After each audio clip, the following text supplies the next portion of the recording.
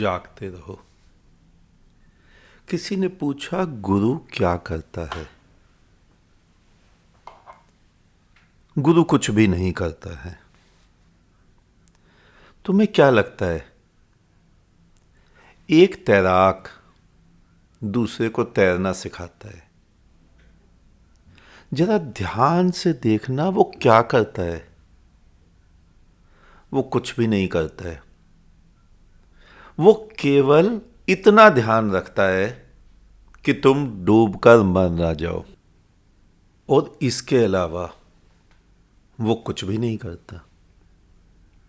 और धार्मिक क्षेत्र में गुरु क्या करता है? धार्मिक क्षेत्र में गुरु इससे बिल्कुल विपरीत करता है, उल्टा करता है। तुम जब सागर में उतरो तो धार्मिक क्षेत्र में गुरु केवल इतना करता है कि तुम कहीं बच ना जाओ। उल्टा, बिल्कुल उल्टा करता है कि तुम डूब मरो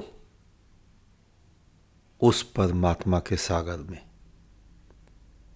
और ये जो तुमने भ्रम पाल रखे हैं ना कि गुरु दीक्षा देता है, गुरु कान फूंकता है, मंत्र देता है, तंत्र देता है, ये तुम्हें किसने सिखाए? मूर्खों नहीं तो सिखाए। वो यही तो कर सकते हैं। वो स्वयं ही कहीं नहीं पहुंचे हैं, तुम्हें कहां पहुंचाएंगे? प्रश्न ये था, गुरु क्या करता है? उत्तर ये है कि गुरु तुम्हें मारता है। जीते जागते आदमी को मारता है, क्योंकि तुम मरोगे तभी तो तुम्हारा पुनर्जन्म होगा, तभी तो दूसरा जन्म होगा, तभी तो तुम द्विज बनोगे, तभी तो तुम ब्राह्मण बनोगे। मैं तिलकधारी ब्राह्मण की बात नहीं कर रहा हूं, थोथे पंडित की बात नहीं कर रहा हूं। तुम्हारे ब्रह्म का जन्म हो जाए, जो तुम्हारे भीतर जन्मों जन्मों से सोया पड़ा है, वो ब्रह्म आंख खोल के जाग ले। मैं उसकी बात कर रहा हूं। तैराक तुम्हें पानी में उतारता है और गुरु तुम्हें भवसागर में उतारता है, धकेलता है।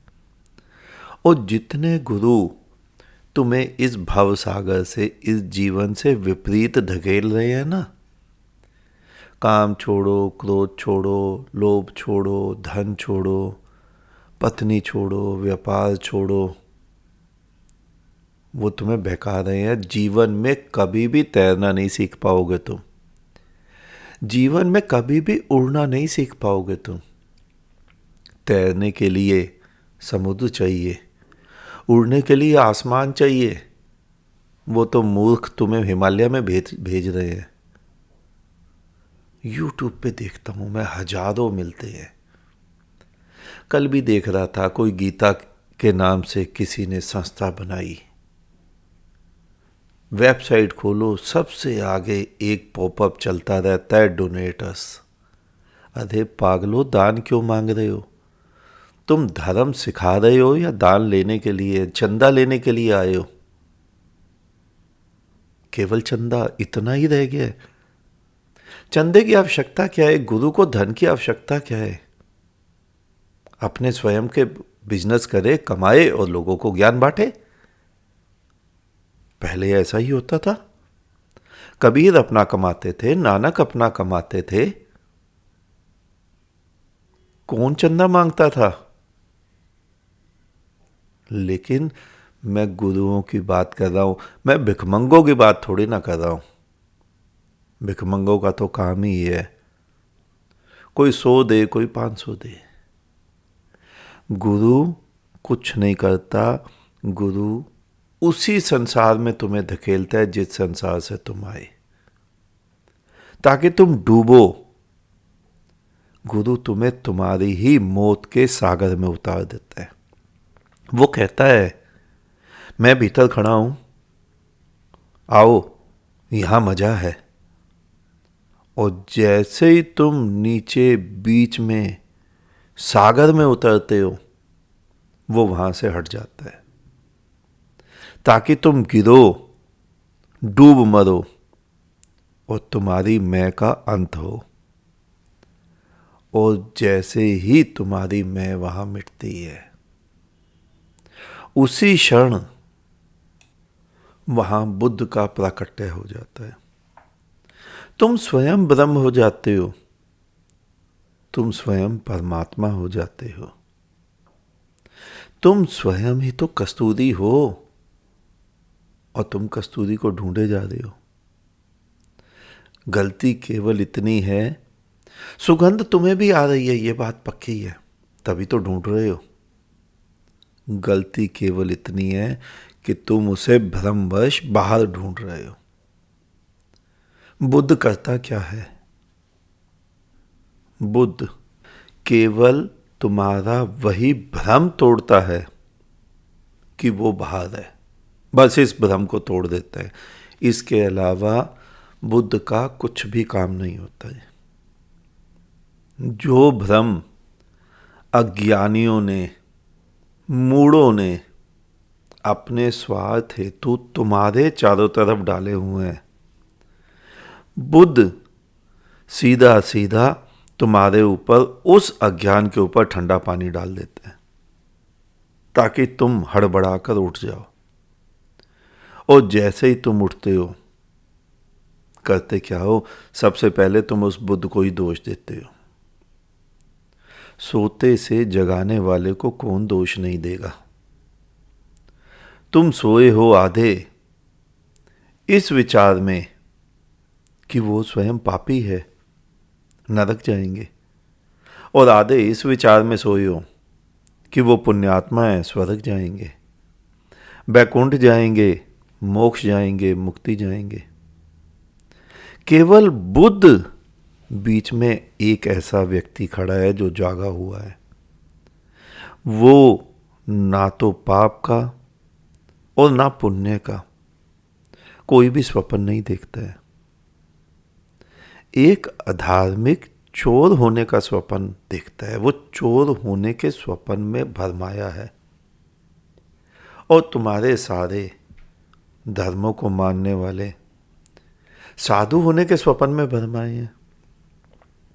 लेकिन बुद्ध ना तो धार्मिक होता है ना अधार्मिक, वो तो केवल होता है, केवल बुद्ध होता है।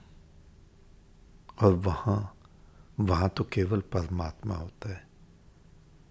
मैंने तुम्हें पहले भी समझाया था ना कि धार्मिक व्यक्ति होता ही नहीं। हिंदू व्यक्ति होता है, मुसलमान व्यक्ति होता है, सिख होता है, ईसाई होता है, बौद्ध होता है, जैन होता है, लेकिन धार्मिक व्यक्ति नहीं होता है। जो धार्मिक हो गया वहां तो व्यक्ति ही नहीं होता है, वहां तो बुद्ध होता है, वहां तो परमात्मा होता है, वहां तो ब्रह्म होता है। तुमने ऐसा शायद ही कोई व्यक्ति देखा हो जो ये कहे कि मैं यहां हूं ही नहीं, जो है सो है। तो गुरु केवल इतना करता है कि तुम्हें तुम्हारे जीते जी मार देता है। बस वहीं से धर्म घट जाता है, वहीं से चेतना एक नए पंख लगाकर उड़ती है, वहीं से ब्रह्म का प्रादुर्भाव होता है, वहीं से परमात्मा जीता जागता आता है। तो बुद्ध ना तो धार्मिक होता है ना अधार्मिक, वो तो केवल बुद्ध होता है, वहां तो केवल परमात्मा होता है। तुमने सुना है ना, एक सूक्त, एक दोहा, एक समाधि बिसरी सारी व्याधि। वो समाधि, जैसे ही व्यक्ति धार्मिक होता है, जैसे ही बुद्ध होता है, वो समाधि घटित हो जाती है। और वो समाधि तुम्हारी मूर्ता वाली आंख बंद करके बुद्ध की तरह बैठने वाली नहीं होती। एक भाव दशा का नाम है समाधि, कि मनुष्य किसी अलग ही भाव में, किसी अलग ही दुनिया में जी रहे हैं। तुम जो जड़वत बैठ जाते हो वो समाधि नहीं है।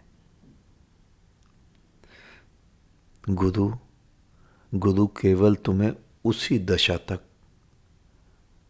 कैसे पहुंचा जा सकता है वो मार्ग दिखाता है।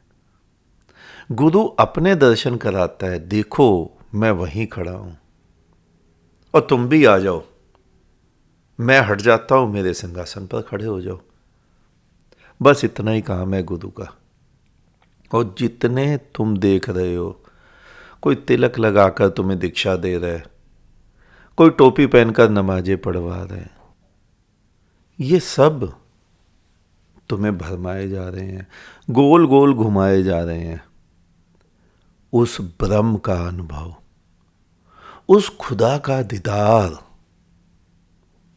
कोई नहीं करा पा रहा है, करा पाएगा भी नहीं, क्योंकि उसके लिए पहले स्वयं खुदा का दीदार करने की आवश्यकता है। गुरु कुछ भी नहीं करता है। तैराक तुम्हें बचाता है, साइकिल सिखाने वाला तुम्हें साइकिल से गिरने से बचाता है, और गुरु तुम्हें मारता है। गुरु जीते जी मारने का या एक ऐसा कुआं है जिसमें तुम जीते जी जाकर मरते हो। बस गुरु इतना काम करता है। कोई दीक्षा नहीं देता है, कोई मंत्र नहीं देता है, कोई उपाय नहीं देता है, कोई शास्त्र नहीं बताता है। गुरु कहता है बस मुझे देखो, मेरे पंखों को देखो, मैं उड़ रहा हूं, पंख तुम्हारे पास में ही है, खोल लो अपने, उड़ो मेरे साथ। बस गुरु इतना ही करता है। आज इतना ही, शेष किसी और दिन। अंत में तुम्हारे भीतर बैठे परमात्मा को मेरा नमन। तुम सभी जागो, जागते रहो।